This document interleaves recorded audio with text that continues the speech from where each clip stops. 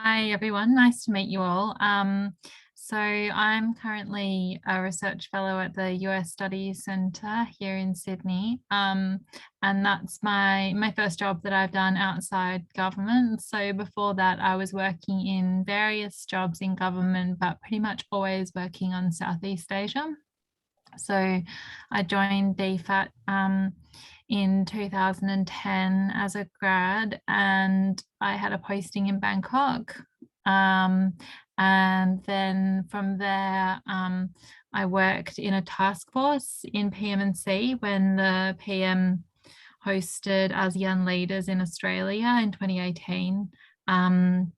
And then I did a stint in the Office of National Intelligence, working as an analyst, and yeah, then ended up working in this job. I think Caitlin's got the right idea. It'd be great to get your questions and things that you're interested in. I never thought that I would be able to have a career working in foreign policy, so I never did internships or like I guess in some ways my academic studies were quite sort of unrelated to what I've ended up working on. So I didn't do a huge number of internships or anything like that. I feel like it's really been sort of one step at a time. All right, thank you so much for that one. I might start us off with one question just while everyone's thinking about theirs, but I think for the both of you, how did you find your studies, whether related to international relations or not? What were some of the key strengths that you learned throughout your studies, and how did they influence your working careers? Susanna, you've just spoken about that, so do you want to keep going on that point? Sure, yeah. So yeah, I studied law and political science. And well, I can't regret anything that I did because, I am where I am, I guess, as a result of it. If I had my time again, I would not do a law degree because I probably didn't think enough about like whether I actually wanted to be a lawyer. And in retrospect, because I did such a long degree, it took a huge amount of time, and yeah, in retrospect, it might have been a bit smarter to do like an undergrad and then a master's degree or something like that, because especially for working internationally, a master's degree is sometimes recognized as being a sort of a threshold qualification, whereas in Australia, I don't think that's really the case. But I guess I got all those like intangible things, the critical thinking and the writing and all the rest of it. Thank you for that one. Caitlin, just for those that came in a little bit late, would you be able to just quickly go over your career trajectory again? Sorry. Yeah, for sure. Sorry. So I most recently worked at the Lowy Institute here in Sydney, and prior to that in government in public policy at the Department of Prime Minister and Cabinet, and then at DFAT. And prior to that, I'd worked a fair bit in the UN system in 3 different agencies, 2 of them in Australia and 1 of them in the Maldives. And I also worked for an Indigenous corporation up in Kakadu National Park in the Northern Territory. And I really made the most of kind of internships and exchanges, and I completed my degree across 5 different countries and 6 different universities. So yeah, really keen to jump in. I can just go straight on to that first question about what I kind of took away from my studies. So I want to say I started out with the deep belief that I was going to become a foreign correspondent. I didn't actually know that I was going to take the trajectory that I did, similar to Susanna. So I changed degrees about 2 or 3 times before I landed in government and international relations at Sydney Uni. And I suppose I started off with journalism and then went to media communications and then with a major in government international relations, and then just went straight to arts, majoring in government international relations. And my concern at the time was like, I don't want to graduate with just an arts degree. And now, having gone through that, I will say an arts degree is a fantastic thing. It might not give you the tangible skills that I think when I was in university, I compared myself a lot to my friends doing law or commerce or whatever, engineering. And I was like, I don't actually have any tangible skills. What I learned from my degree is that I can read and absorb a lot of information very quickly. I can come to a very considered kind of opinion or approach on something quite quickly, and I can write really well. And they were the things I got out of my degree. I just want to say it doesn't really matter. And I think this is more and more so the case kind of with the changing nature of our economy more broadly. It doesn't matter what you do. It doesn't really matter what you choose to focus on. At the end of the day, if you've got some sort of foundation and you've got kind of the skill set, that is really the core thing. Like, what skills can you leverage when you're going to apply for a job, or when you're kind of shaping yourself as a young professional? What are some of the soft skills as well? So they say soft skills. In my experience, the traditional soft skills are actually the most important in any role that you'll be in. So yeah, I didn't necessarily have a straight career path, and I can't say that I took away like, you know, this particular subject really changed my view of the world. It wasn't necessarily that. It was just like being able to read concisely, get to a point and articulate and communicate well. Fantastic. Thanks so much. I definitely identify. I started off in a BA, changed to a BAR because, you know, the thing is BA students just end up being baristas, but that's right. Not the case. That's not the case. My BA degree got me an advisor role in the Prime Minister's department straight out of uni. I am all for arts degrees. I cannot advocate for them more strongly. Very valuable piece of paper, no matter what uncles at Christmases might say. Spot on, Kate, spot on. All right, so I might hand it over to all of you. Who wants to start with a question? Susanna, I would love to ask you, and also Caitlin as well, just any, because at the moment I'm looking at applying for roles in the APS. And I've been whacked in a few merit pools thus far, but I would still love any sort of insider tips as to how or what most agencies are looking for in the APS. To give you background, I'm doing a Masters of International Relations at the moment. I'm just wondering, what are the key attributes and skills that you would suggest to really target in interviews and wherever else that I may use them?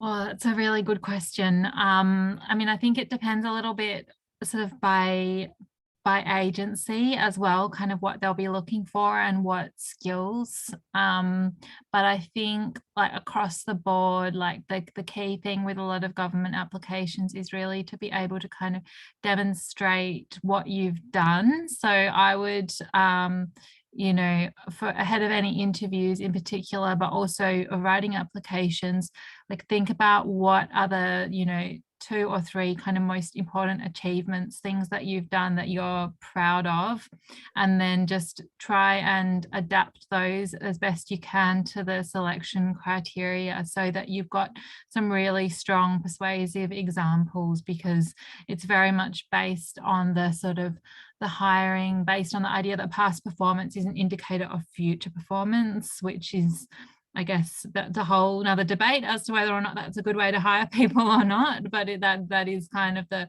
philosophy in a lot of APS jobs. Agreed. I would add a couple of things to that. So you're spot on, Susanna, that point about it depends on agency. Every single agency has probably like 5 or 6 catchphrases, like really key words that they want to see in their kind of cover letter, one-page pitch, whatever they call it. So if you can, use LinkedIn. Public servants are not typically encouraged or particularly active on LinkedIn, but if you have a way of connecting with someone in that particular agency, it's worthwhile, it's worth a shot. Just asking them, what are some of the key words that this agency will look for? Because I found like it wasn't even when I was doing my applications, it wasn't even necessarily about like, do you fit the role description? You know, 90% of applicants do. It's like, can you find the words and find the exact kind of framing that they're looking for? So that's number 1. Number 2 would be make sure you look at the ILS, which is the Integrated Learning. Susanna, do you remember what it stands for? Integrated Learning Standards or something. And then there's another one. Workforce strategy as well. So there's a few templates of like what is expected for public servants across the board at each level. They're very broad, they're very generic, but the words in those strategies, the words in those kind of templates are crucial. If you can like somehow weave that in, I found like that framing of how you really sell yourself matters in the public service. What else would I say? The thing about the public service I found, and this is really conditional on which agency and department you're in. It's particularly the case with DFAT. Your experience outside of government isn't always all that well recognised. It doesn't actually matter how senior you were or how much you've done. It isn't always recognised because sometimes there's, depending on who's on your selection panel, there's sometimes quite a myopic view that like we're looking for government employees and so we want government experience. And the best way to get around that, I would say, is to frame your applications in a way that like you've already done this job. It might not be as a formalized public servant, but like, look, I've already provided policy advice. I've already drafted briefs. I've already, come up with recommendations and an implementation strategy. I've already done this. So write it as if you've already done this job, because you really want to be able to sell yourself as someone who already fits in that kind of team and in that kind of environment. And if it's possible, I don't know what's like, I was talking to Kate and half of you seem to be young professionals, half of you are still students. If you've got the opportunity to do any internships in any government agency, it doesn't really matter where, it's really useful if you can kind of leverage that experience of like, I've worked in the public service, I understand the basic lingo, I understand what it means to be a public servant. That sells really well. Thank you so much. That's really helpful. Yeah, no worries. Thank you so much for that one. I think I saw someone on the left side of my screen. Damien, did you have your mic off? I did turn it off for a moment. I was just curious. I might be jumping the gun a little bit further forward into your careers, but thinking about your overseas experiences and I guess what you learnt and what you brought back, and then what the transition back to work back in Australia has been for both of you. I can kick off on that one if you like.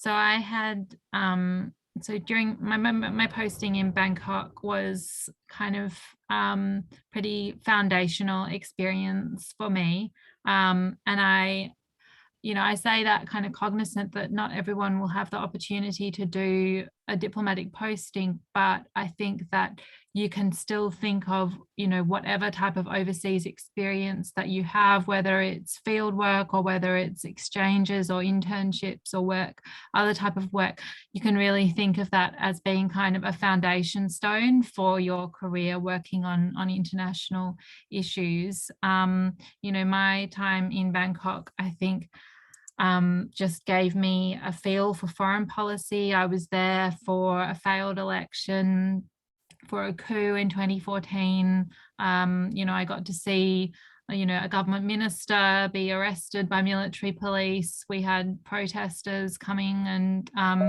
marching on the embassy. We had, in 2016, I was there when the late king died, and I got to kind of see a whole spectrum of society, from the high society to the sort of red shirt villages in the northeast of the country. And so it kind of gave me this, real sort of level of like access and insight in another country, beyond even what I guess you have at home in Australia. And it was also kind of foreign policy 101, like what should Australia do when there's a coup in a country in Southeast Asia? So that was certainly a lot of what I took away. I mean, there were also a lot of really tedious aspects of that job, including preparing visits and car plans for visiting officials, endless rehearsals of the minutiae of the details. But certainly that kind of like just real like tangible sense of how diplomacy works, how foreign policy happens, is what I took from that experience. I've just noticed there's a question in the chat we can go to after this. 3 things for me. So I spent time overseas in a whole range of capacities as a student on exchange, as a New Colombo Plan Fellow, and then I set up a social enterprise in India, and then also with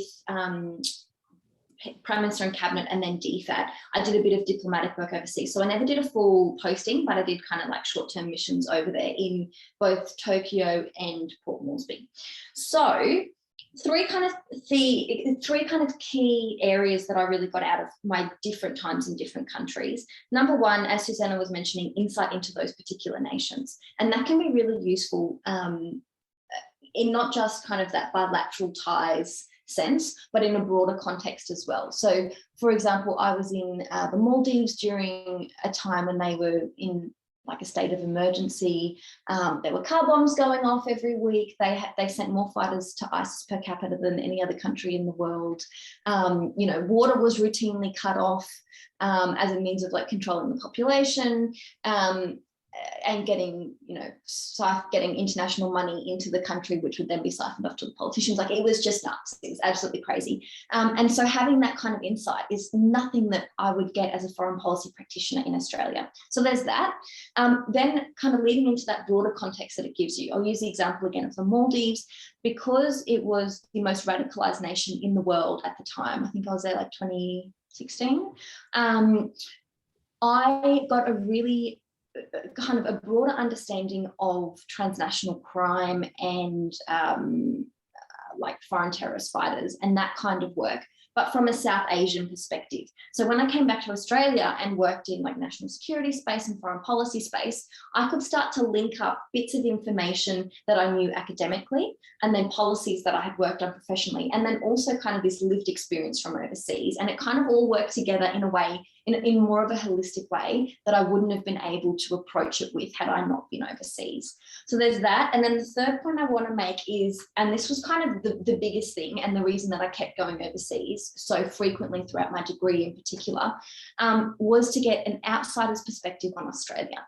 And the thing that shocked me most, and the first kind of big wake-up call for this, was the New Colombo Plan. Is like, I was there as a New Colombo Plan Fellow thinking like, great, I'm here to build ties between Australia and whatever country I'm in, and, you know, this is a reputable program and whatever. And I got there and it was like, who cares about Australia? Like, we're a little country at the bottom of the world. And that was so useful to keep going to all these different nations and being like, Australia, what? Foreign policy in Australia? Who cares? Like, it's this white nation in the middle of Asia that kind of still sees itself aligned to Europe.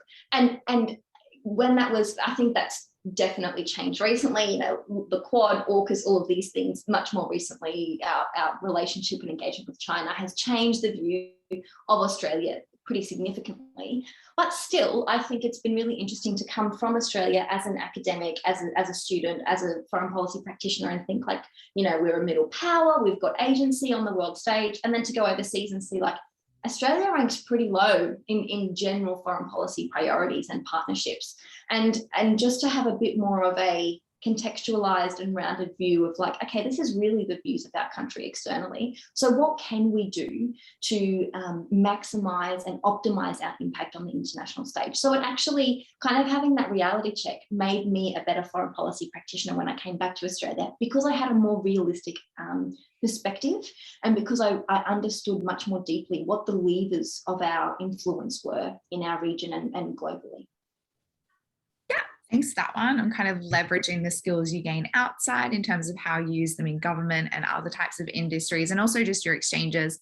I know we have a lot of New Colombo plans. Borders are open soon, so that's more chances for everyone to start going overseas and enjoying these experiences and leveraging them in the workplace. Sorry, Nicole, you've got a question? Yeah, so I personally have an interest in ASEAN and just ASEAN's relations with Australia. So I wanted to ask Susanna, so you served in the ASEAN Australian Special Summit Task Force. And I guess I wanted to know, just out of curiosity, what Australia's involvement with ASEAN is like, whether that's from the role you had or just generally. Yeah, sure. so the summit was a kind of unusual thing in the sense that, you know, Australia, it's not like a regular meeting that Australia hosts, but the Prime Minister at the time, Malcolm Turnbull, sort of made this offer to host, which was taken up pretty quickly by the ASEAN countries. And so when it was clear that Australia was going to do this, I kind of knew that it was going to be the biggest thing in Australia, Southeast Asia relations, you know, possibly ever. So, you know, I knew I wanted to be involved. And look, the sort of, I guess there are two aspects towards putting together anything like that. One is the policy agenda. So that was where I was working, was what are the outcomes and the deliverables going to be for the summit. And then there's the operations side, which is putting together how the summit actually takes place, which is a whole another level of logistical exercise, which was pretty fascinating to actually see, because there's this whole sort of cadre of people in the Australian government who are kind of summit junkies, and they just wait for Australia to host an APEC or a G20 so that they can do this stuff. And, you know, it's a chance to, I guess, have those like fun experiences of seeing some of the world leaders up close. And you get to, I guess, as part of that, I got to have a kind of a tangible experience of seeing something actually come to pass. So, you know, I got to attend or be in the listening room, as they call it, for the leaders retreat, which was at Admiralty House in Sydney, which was really exciting. Whereas often when you work on foreign policy, you're kind of managing relationships, but you never actually see any concrete sort of outcome. It's more about the process. So that was pretty exciting, and you know, it was a high point for Australia Southeast Asia ties. I think, you know, it doesn't have to be like the permanent peak for all time. I hope that something like that will happen again. Yeah, I'll just build on that. I worked on the APEC task force. APEC was held in Papua New Guinea later that year, but of course, given Papua New Guinea's limited resources and that they'd never held an international summit before, Australia provided the majority of the support. And of course, there were quite a few ASEAN nations involved in APEC that year. And I'd echo Susanna's points that, going back to your question, Nicole, what was Australia's involvement with ASEAN like? And that was 2018. It was definitely the high point. There was a lot of hope and optimism for the future. And I think there are a few things that have changed since then. Obviously, change of Prime Minister. Susanna is much more across this than I am with her expertise, but I think there's a lot of rhetoric now that we see about ASEAN engagement, but it's not necessarily followed through. And that's to a huge disappointment in a lot of people in the foreign policy community. I think our Pacific Step Up, there are many arguments to be made that the Pacific Step Up has taken away perhaps some of the energy and some of the vitality and arguably a lot of the funding from our ASEAN-Australia relationship. But I think they're kind of the main things that have changed, but definitely the ASEAN Summit and kind of the other summits that were held in and around Australia that year really marked a high water point for our engagement with Southeast Asia. Definitely. And it kind of goes back to what you were saying about being visible in these countries, because Australia very low on any sort of thinking, particularly if we go outside the Indo-Pacific. So holding these things and doing these kind of front-facing diplomacies is really important to how Australia manages its perceptions. Did we have any questions? Yeah. Oh, yeah, we'll go TC and then Isadora. My question is for both or either of you. I was just sort of wondering what your sort of day-to-day practical roles look like, and how that links to maybe what skills you bring to that. Susanna, do you want to start? Sure.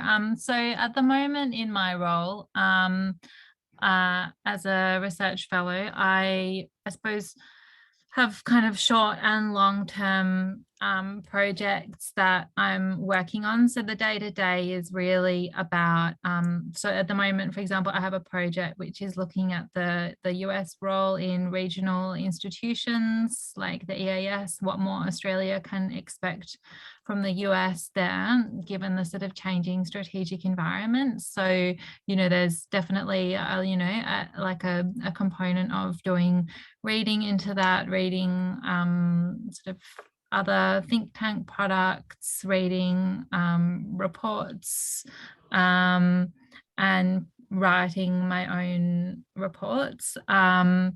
Then there are kind of short-term things. So when there's been sort of major events or developments recently, and Caitlin mentioned a few of them earlier, like AUKUS, then, you know, I've been writing shorter, like op-ed type pieces or blogs.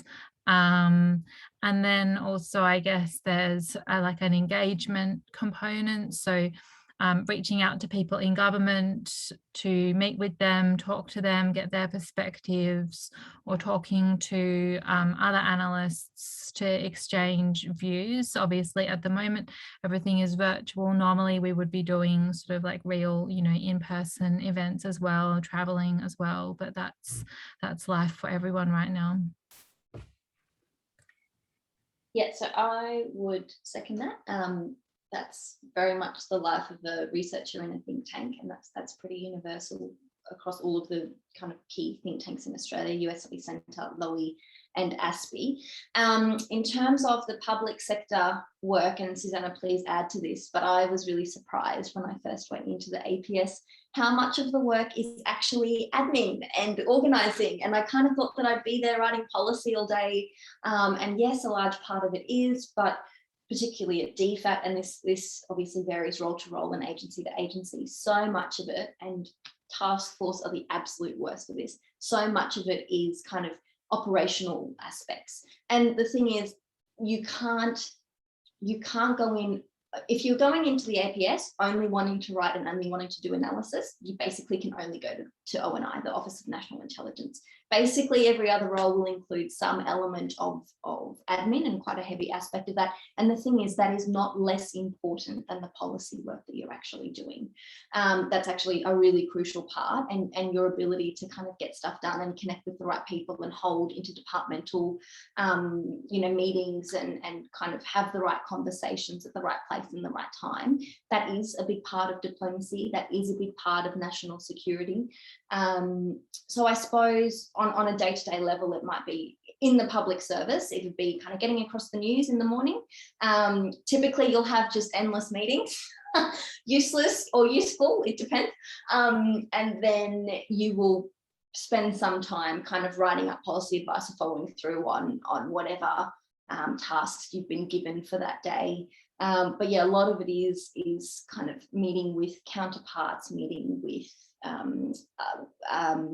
colleagues in other agencies. And I think increasingly that's becoming a core part of public service work, is acknowledging the synergies across agencies and departments, whereas maybe 10 years ago, our work was much, much more siloed within kind of our own teams and divisions and groups. Perfect. Thank you for that one. Such a great question. I'm always so nosy on what people do on their day-to-day. I think we're like the generation that grew up watching What I Eat in a Day videos. So we're quite used to excessive knowledge about people's days. So thank you for that one. All right, Isadora. Thanks, Kate. Hi, everybody, and thanks, Caitlin and Susanna, for taking the time to speak to us.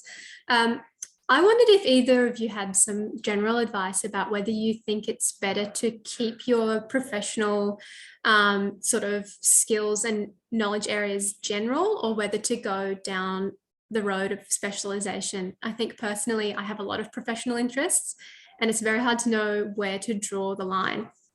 I'm so glad you asked this question. This was top of my list of what I wanted to talk to you guys about today. So there's this perennial argument about T-shaped analysts who have a broad but slim understanding, a kind of slim understanding of a broad range of topics, and then an in-depth understanding on one particular thing, as opposed to I-shaped analysts that just kind of have complete depth in one area. So I definitely have always been a T-shaped kind of analyst. And I think this largely is determined by kind of where you land in the public service or kind of broadly in the national security sector.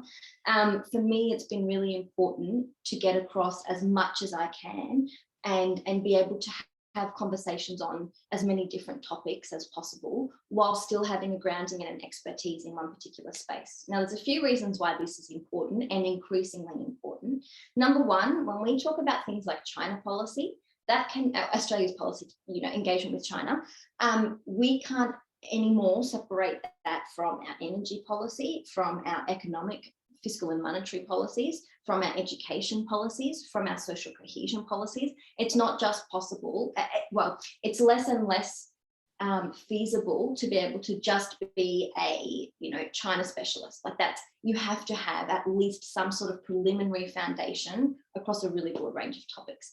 That is also reflected in the way that the government, and sorry, this is quite an APS kind of focused conversation, but that's kind of the way that we are framing our foreign policies, right, is through government structures. And you look at the way that government departments are now being structured, and a lot of this is like these tiger teams that pull people from all different departments with all different backgrounds to work on a multidisciplinary, cross-disciplinary issue. And that is becoming the norm more and more so because the topics that we're dealing with in the national security space are really quite complex and really quite interdependent.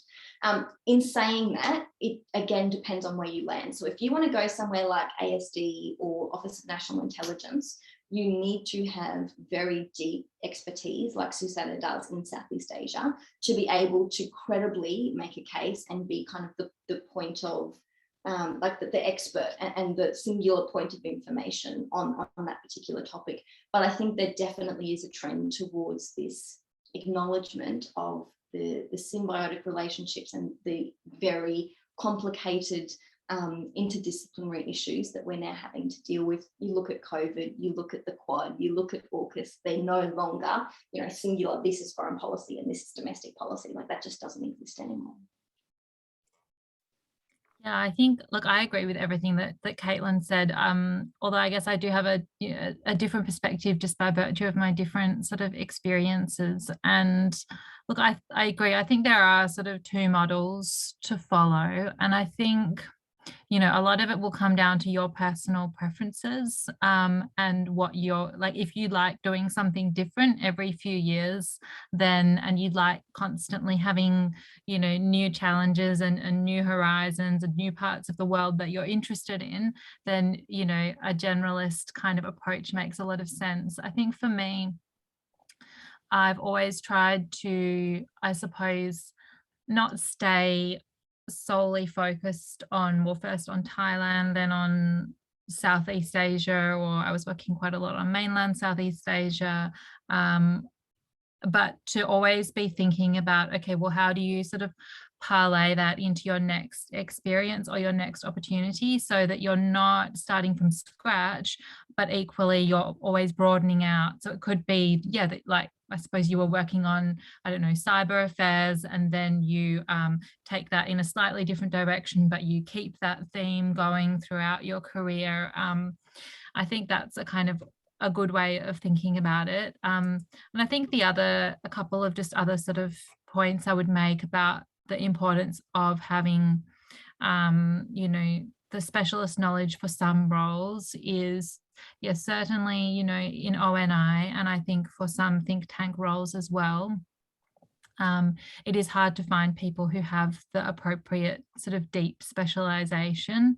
And that's partly because I think that a lot of the career structures are just not there. So people don't have the opportunity to continuously work on, say, Vietnam or some of the secondary countries in Southeast Asia. And so then when we go to recruit people who are specialists, we can't find them. And so it's a bit of a catch-22 there. But, certainly I think there will, or there should always be space for specialization as well. And I guess maybe related to that would just be to say, among my cohort who I joined DFAT with in 2010, there are some who've really excelled by going down specialist models, who are now in quite senior positions working on China or working on cyber affairs. The ones who stayed generalists, you know, are doing very well within DFAT, but some of the ones who are generalists and who've looked for work outside DFAT, you know, especially outside Canberra, have struggled because there are quite a few opportunities that sort of draw on a more generalist skill set that are still sort of directly foreign policy related. So I guess I don't want to discourage, like I said at the outset, you know, it's down to your personal preferences. There's no right or wrong answer to that question, but I think it is probably also useful just to be kind of, honest about that kind of reality. Just on that, for the both of you, how did you find making the leap from the government sector to think tanks? I know, Caitlin, you're with Startmate at the moment. How did you find the difference between those two industries? I was super lucky in that I was at the US Study Centre prior to joining PMNC. So I came, my founding, I had cut my teeth in the think tank space. So for me, it was really familiar to kind of go back to my home almost. And because of the more public facing engagement in think tanks, and because you have kind of greater access to a broader range of people, and there isn't this huge bureaucracy that you've got to go through and like endless clearance processes rather. I found that quite an easy transition because it suited my personality and I was familiar with it. But I agree with Susanna. I think you need to really be able to sell your skills from within government to be able to make that transition out of government. And that comes down to largely not just expertise on content or a specific area, but again, that skill set. How do you communicate? How do you build relationships? How do you provide advice? How do you have difficult conversations? How do you bring a group of people together who, you know, disagree and reach some sort of conclusion? So in terms of, kind of think tank space, I found that quite easy. I now am moving into a different area, so more into kind of venture capital and looking at kind of the startup ecosystem in Australia, and I still keep a foot in the foreign policy space as well. That has been more difficult because once you're in foreign policy, there aren't many people who leave. The kind of ecosystem for foreign policy in Australia is pretty cloistered in that you've got Canberra, you've got a few little outposts in the capital cities, and that's sort of it. So the knowledge and the familiarity of foreign policy skills outside of the foreign policy network and sector can at times be a bit of a difficult sell, but you've really just got to creatively think about what are the core skills and what are some of the core, not necessarily knowledge, but core abilities that you've developed during that time to be able to transition into a bit of a different space. And I think there is more receptivity to that. Again, knowing, you know, how important foreign policy discussions are becoming to kind of our day-to-day news. You know, AUKUS is something that is familiar with all Australians at this point in a way that, I don't know, a few generations ago, foreign policy decisions didn't necessarily have as much of a broad-reaching impact.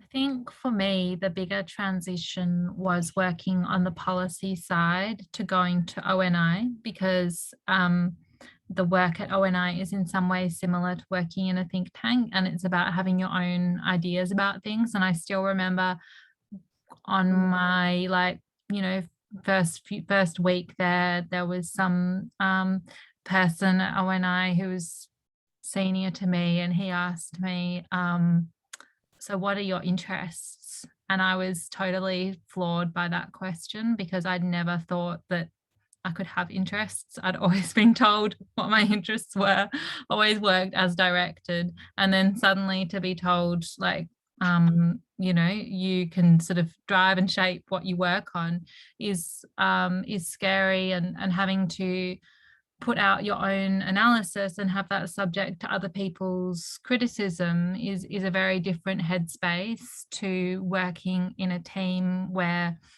you're really a sort of a smaller cog in a wheel. And then I guess, like, for me, the biggest thing coming into the think tank world is about the public engagement, because going from working in a very closed environment to working at times in a very public one and doing, you know, a little bit of media and things like that has been scary, but not insurmountable, I think. And for me, you know, it comes back to, you know, only sort of speaking on topics that I'm comfortable on, and where I feel like I have something to add. Great, thank you so much for that one, both of you. So we'll go Lachlan's question and then Catherine's. So I had a question for Susanna, because in your bio it says you speak Thai. I was just wondering how important you found your second language skill whilst working overseas or applying for jobs. So I, and maybe I'll just address Catherine's question at the same time about Asian studies. So I didn't study Thai. I was trained in Thai with DFAT for my posting. And,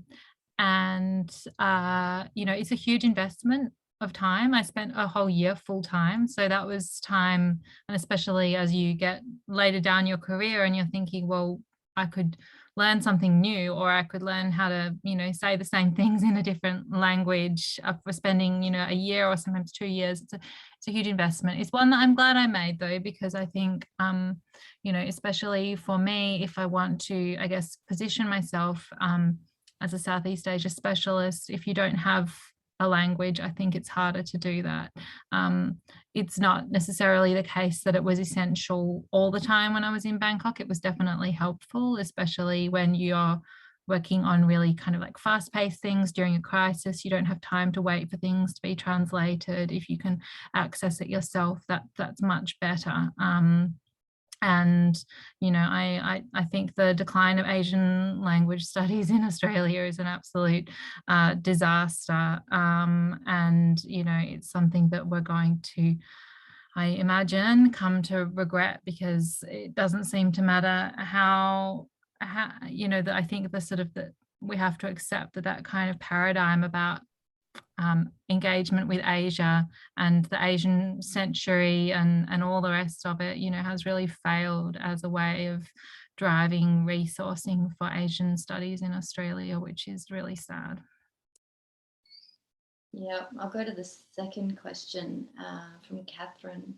I also think that it's really detrimental. I mean, it's not just Asian studies generally and Asian language in particular, but sort of humanities generally, this move away from and kind of the increasing cost of humanities degrees and limited places and, you know, decreased emphasis on the importance of learning history and social sciences and Asian studies and languages. It is really problematic, and I think it means that when we get to kind of the professional stage and the early stage careerists, we've got a generation of a lot of lawyers, a lot of commerce grads who don't necessarily bring a whole lot of diversity to the workforce. And I think that creativity and some of those more alternative and different perspectives, alternative views and different perspectives, we really need that as we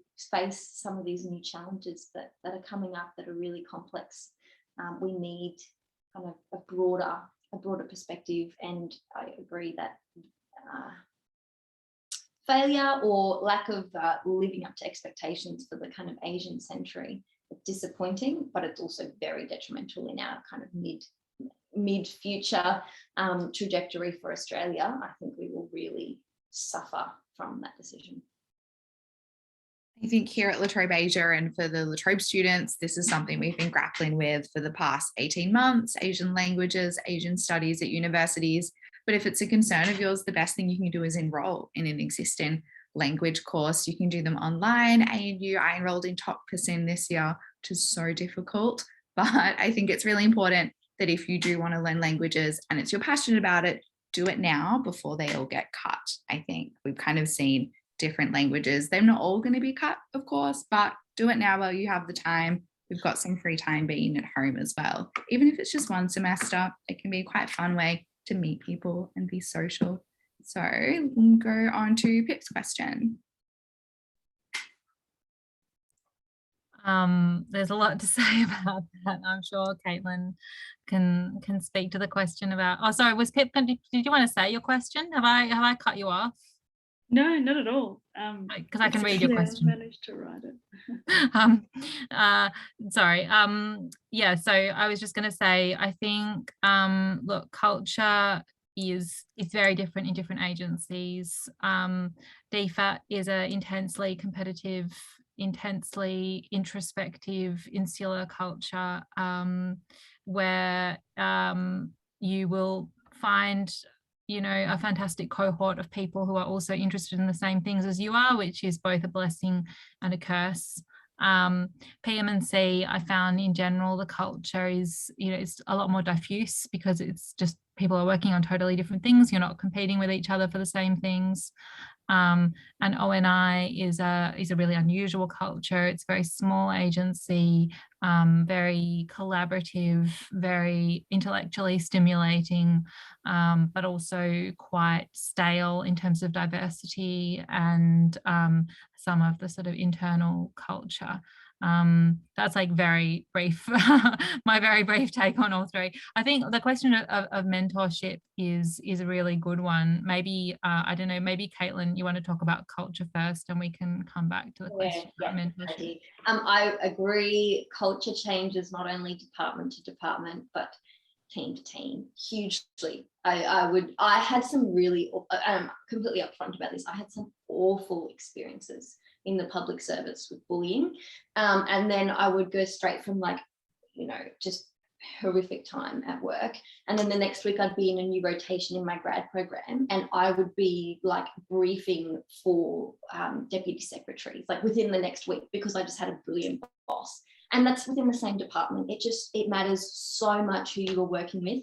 And I would say for the students who are looking to go into the public service or any career, it doesn't really matter. Please, please, please do as much homework as you can on the actual people in that exact team, if possible. Meet with them, have coffees with as many of the people in that team as you possibly can, because I have learned the hard way. You can work on any kind of content and you can pick that up pretty quickly, and the skill sets are pretty transferable. At the early stage of your career, your skill sets are pretty universal, right? But the people you will work with have such a huge impact on your confidence, on your capacity, on your skill set, on what you think you are capable of, on the opportunities that you will pursue. Like I really went from like some absolutely brilliant mentors who would promote me like 3 levels above where I was, just like that, and would make me do the work, and I could do it. Much to my amazement, I could do it. And then I also had bosses who just like, I would just going into work every day, I was just having such a terrible time. So that is a really important thing. Please do your homework and your research about who you are working with. Yeah, certainly. I would strongly endorse that. And I think that does go to the question about mentorship. I don't know that I would ever say that I've really had a mentor in the sense of someone who I sat down and like regularly checked in on my career with, but I've definitely had sponsors. So people who've been able to get me opportunities either because they were able to provide them or were able to recommend me for them. And I think thinking about the difference between mentorship and sponsorship is something that's probably useful to do. I think sponsorship is frankly more important, and your peers are going to be the best kind of mentors and informal source of advice. Yep, agreed. I probably haven't had mentors, but have had sponsors. Something that amazed me, I went into the workplace thinking like I really wanted to seek out, as a young woman, I really wanted to seek out some really strong female leaders. And pretty universally, my sponsors are all men, which that's just happened to be by fact of the teams that I've worked in have pretty much universally been all men. But also, yeah, that's been a really interesting surprise for me. I think as well, a lot of women, like senior women, have huge demands on their time and huge requests for mentorship, because there are fewer women at the senior levels, and therefore a lot of the kind of like formal mentorship requests get funneled up to them, and their capacity to be able to deliver kind of that formalized mentorship role is limited. So I found that was just kind of a pleasant surprise, but completely agree. The role of sponsorship is much more useful, but also it kind of gives you more confidence as the junior person in that relationship. It's like they're willing to back me and I can make decisions for myself, and I know that I've got their support. I don't necessarily have to run every decision by them, but I've got their backing, and that's hugely encouraging. Can I just ask a follow-up question for Caitlin as well? And thank you both for your time. It's been so helpful. I just want to ask how you recommend doing the research, because I do feel like it's a bit of a catch-22 that the people in APS, like I think you mentioned earlier, they're not encouraged to be on LinkedIn, or maybe if they're senior enough, they're not on LinkedIn voluntarily. So it sort of becomes a bit of a vicious cycle where you're trying to reach out to people, but like it's not responsive. So like you said, you kind of bite the bullet and get burnt a different way, which isn't fun. No, spot on. This is really hard. And also I found, the national security foreign policy space, it's quite different from other industries. Now that I'm out of it, to know there are other industries where people are just dying to be able to give you mentorship and have a conversation, whereas the national security space is less like that. It is a little bit more insular, it is a little bit more kind of introspective. So the way I recommend doing that is talking to, firstly, anyone you can in that department, or firstly, broadly, anyone in the public service, just to start with, right? Anyone in that department is a plus, because different areas within the department have reputation.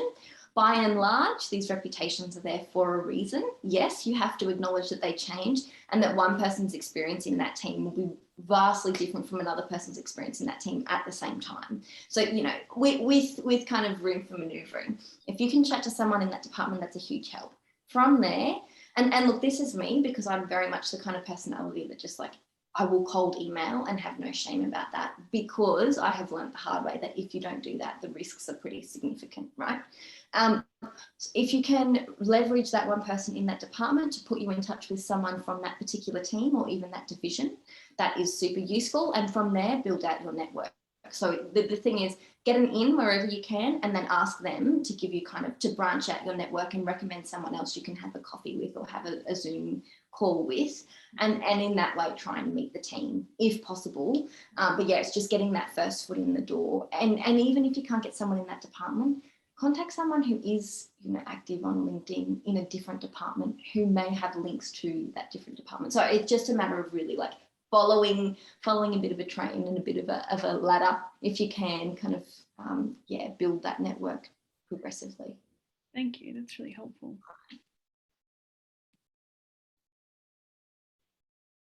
Yeah, all right, so we've got about 5 or so minutes. Do we have a couple more questions?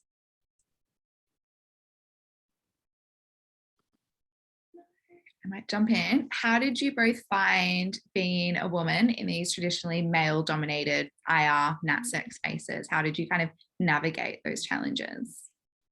I went in thinking that it would be not a worry, because I started at the US Study Centre and it was a team of 8 men and me, and I had the best time and I was given the best opportunities. And if anyone is ever looking for a job and a role at the US Study Centre comes up, please apply. Ash Townsend is genuinely such a fantastic person to work for. I cannot recommend that more highly. So I went in with this very naive view that I was going to have a great time and that my gender would play no role, even if I was the only woman in an all-male team. And I was sadly very, very disappointed. So I had, like I said, I've probably worked in 7 all-male teams over a period of 4 years. Most of those were absolutely brilliant.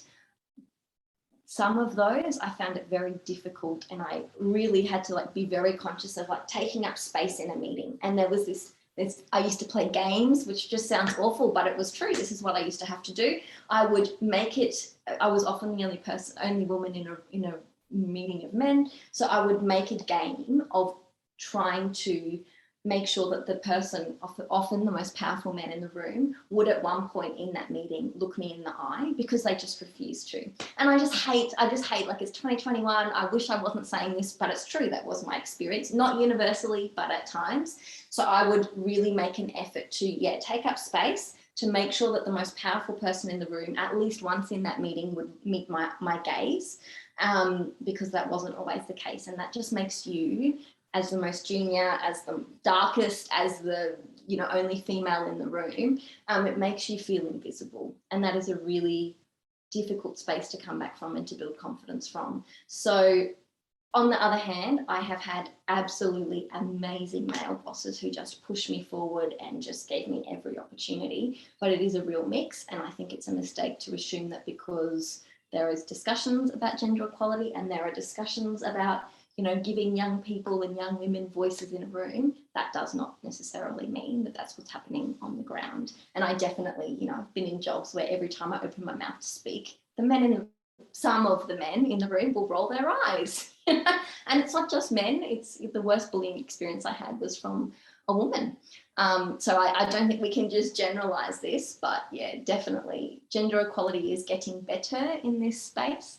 I think the national security space is more difficult for young women than the foreign policy space. DFAT is pretty diverse, but national security is there's still a bit of work to do.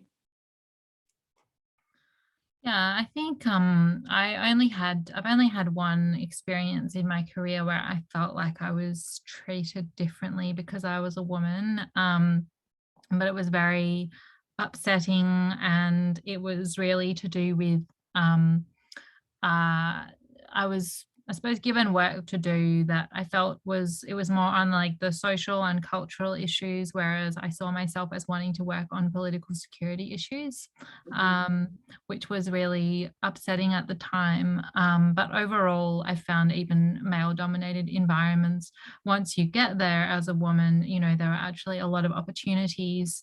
And, certainly both at ONI and in my current role, it's more a case that, you'll get thrust into situations that don't necessarily want to be in because you're a woman, and that can be an uncomfortable thing to feel like, oh, you're on a delegation to Washington and you're the only woman in the delegation.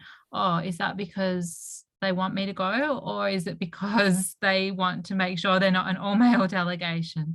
And so that sort of question, I suppose, is uncomfortable, but on balance, it has given me opportunities as well, so I can't complain too much. And thank you so much for your honesty in your answers. How do you both navigate and kind of cope with those situations? I think we're all at the start of our careers, likely to face some sort of bullying along the way. What are your tips for coping with those, both in the workplace, but potentially also just your broader mental health? If you aren't feeling psychologically safe in your workplace, please leave. You have a responsibility to yourself to maintain your confidence, because it really takes a long time to build that up once it's been shattered. And that is not a common thread that is spoken about in the public service, but if you don't feel psychologically safe and you've been through the mechanisms for support and you still don't feel supported, your responsibility first and foremost is to maintain your sense of self and your sense of efficacy in the workplace. So you really have to take care of yourself. And I really regret staying in some jobs and I just should have left. Because there are some doors that it's just not worth pushing against. There's nothing you can do to change that, and you have to accept that and then take agency, take control back and have agency over what you can do. The other thing I would say is you've got to be, this is universal for young professionals, be present. You won't always be asked your opinion. And Susanna, you made a brilliant point earlier about moving from kind of like the policy space to the advisory, public-facing ONI space of like having to have your own opinion. Often in the public service as a junior officer, you will not be asked for your opinion. It is irrelevant. You're told to do this job, just go do it. But the way you can kind of have your voice heard is to ask brilliant questions and really insightful questions. So that's one tactic that I kind of used, was like to make sure that like they knew I was there, my voice mattered, my opinion mattered, and I was going to be a contributor to the conversation. Yeah, I think that's a great answer. I don't think I can really add to that. All right, thank you so much for that one, Caitlin. I reckon we might have time for one more question. So does anyone have one? Nicole just popped one in there. Yeah, I just popped one in. I just want to know, in your line of work, you obviously meet different people from different walks of life. And how do you respond when people have bad things to say about Australia, whether that's Australians themselves, our political leaders, or policies, or anything to do with Australia, and they tell you these things and they have opinions, strong opinions against Australia. I'm just curious if you have any advice on how to respond to these. It's a really interesting question. I think my response would be different depending on what situation that I'm in, right? So when I was in Bangkok, you know, it was surprising to me that people still talk about Pauline Hanson from, you know, Pauline Hanson Mark 1. People still talked a lot about deputy sheriff and these more negative perceptions of Australia. I think, you know, when you're a diplomat, then your job is to, you know, respond in a sort of diplomatic way, but also which, you know, presents what your case is about, what Australia is, and to, you know, not necessarily to rebut the points that are being made, but to offer a different perspective. I think as an analyst, I guess, you know, I would take a different approach, which is, you know, more now I'm less interested in rebutting or contradicting those perceptions and more interested in understanding them and what's driving them. And that's a kind of a shift depending on your role. Yeah, absolutely. I think my approach to this is pretty universal to my approach to, you know, disagreeing on any topic.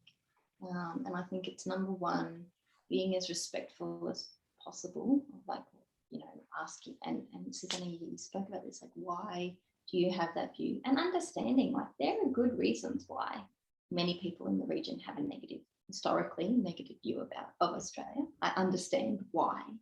I suppose when people feel heard, there is less passion and there is less vitriol in that kind of communication.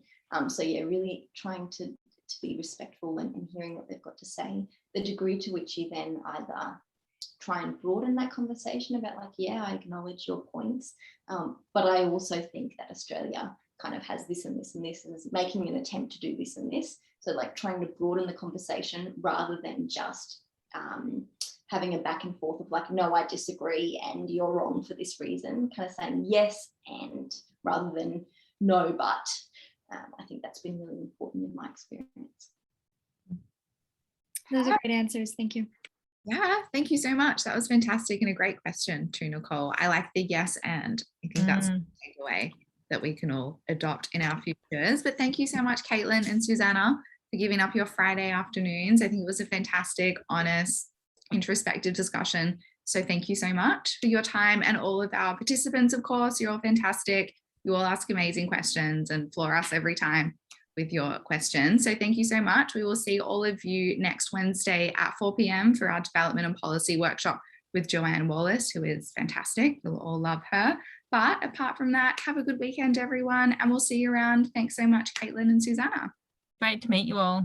Thanks, Susanna. Thanks, Caitlin. Thanks so much. Thanks, Thank you. Bye.